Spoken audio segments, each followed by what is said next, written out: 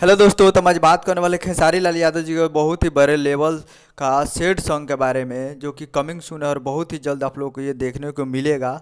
तो उसी के बारे में हम आज बात करने वाले हैं, जिससे गाए हैं खेसारी लाल यादव जी और इसे लिखे हैं अनुपम पांडे जी।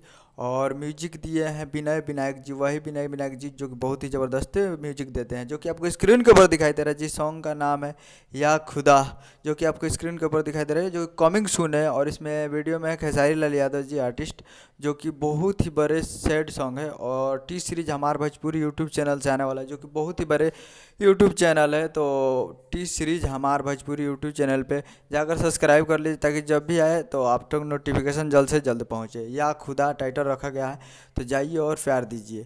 तो सैड सॉन्ग है, वीडियो डायरेक्ट आएगा। तो उम्मीद कर रहा हूँ वीडियो अच्छा लगा हो, तो चैनल को सब्सक्राइब करके बेल आइकन प्रेस कर दीजिए, ताकि ऐसे खेसारी लाल यादव जी के लेटेस्ट न्यूज लाते रहें। जाइए या खुदा टाइटल सॉन्ग को खूब मज़े दीजिए। मिलते हैं अगले वीडियो में, तब तक के लिए जय हिंद जय भोजपुरी।